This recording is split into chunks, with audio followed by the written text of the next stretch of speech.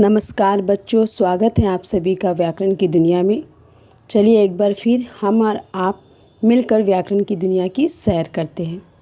तो हर बार की तरह चित्रों से शुरुआत करेंगे। तो यहाँ पर देखिए कुछ चित्र दिए गए हैं। यह चित्र ईमेल के हैं। तो आज हम लेखन कौशल की एक अन्य विधा ईमेल लेखन के विषय में जानेंगे।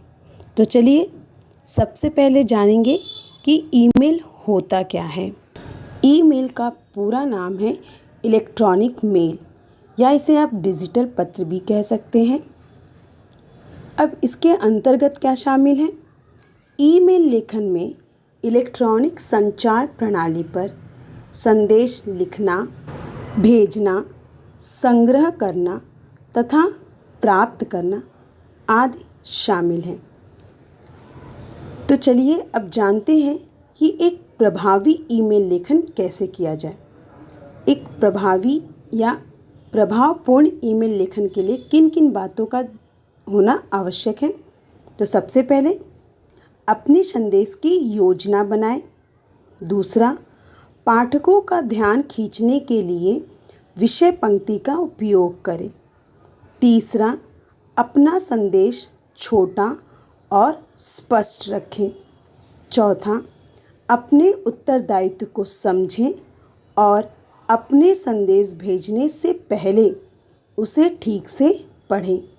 तो इन बातों का ध्यान रखकर हम अपने ईमेल को प्रभावी बना सकते हैं।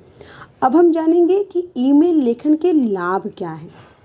पहला, ईमेल आर्थिक दृष्टि से सूचनाओं के आदान प्रदान और साझा करने का अर्थात शेयर करने का बहुत ही उपयोगी साधन है।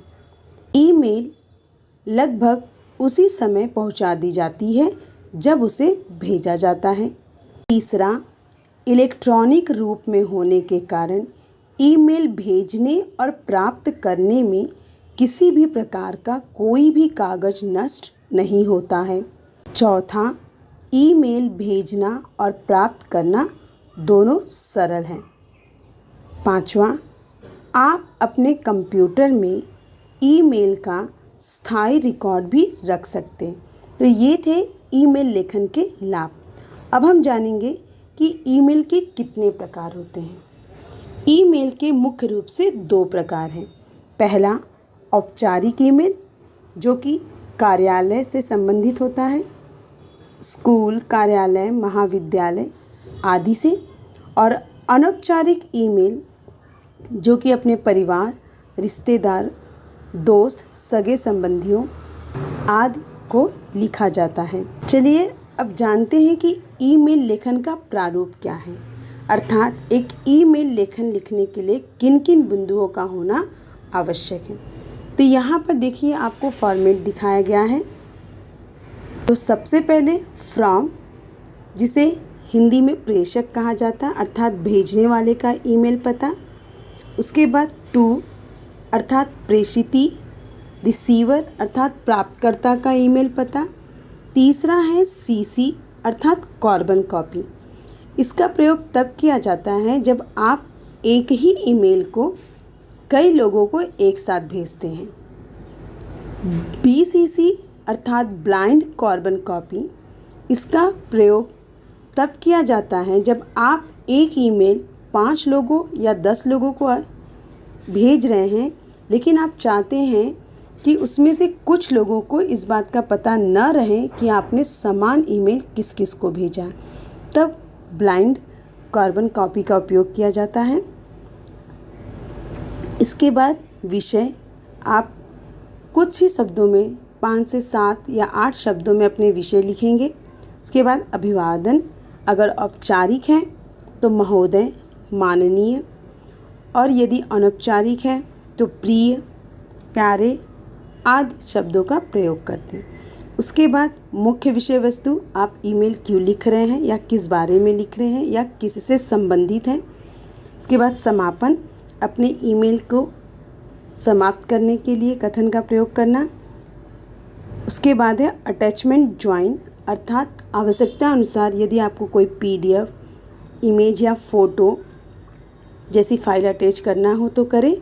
और अंत में अपने हस्ताक्षर अर्थात भेजने वाले का नाम, पता या सिर्फ नाम आदि।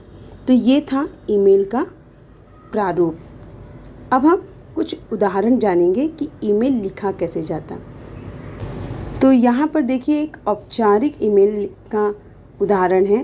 प्रश्न है, अपने विद्यालय के प्रधानाचार्य को विज्ञान की प्रयोगशाला को अत्याधुनिक बनाने की आवश्यकता समझाते हुए ईमेल लिखें। तो चलिए शुरुआत करते हैं। सबसे पहले फ्रॉम, जिसमें आप अपना ईमेल एड्रेस लिखेंगे।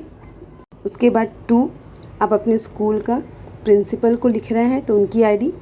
फिर विषय लिखेंगे, विज्ञान प्रयोगशाला को अत्याधुनिक बनाए जाने हेतु। फिर संबोधित करेंगे और इस तरह से आप अपना ईमेल लिखेंगे और अंत में अपना नाम।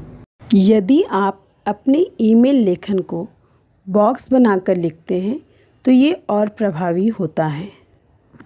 तो आप एक बार अवश्य प्रयास करिएगा बॉक्स बनाकर ईमेल लिखने का। यहाँ पर मैं आपको कुछ प्रश्न दे रही हूँ, आप इस पर ईमेल लिखने का प्रयास करें और कमेंट में ज़रूर बताएं कि आपने किस तरह से लिखा और ईमेल के फॉर्मेट में किन किन चीज़ों का प्रयोग किया। प्रश्न है पहला, पेड़ पौधों की अनियंत्रित कटाव को रोकने के लिए जिलाधिकारी को ईमेल लिखिए। दूसरा, अपने मित्र को अपने जन्मदिन की पार्टी के लिए निमंत्रण देने हेतु ईमेल लिखिए।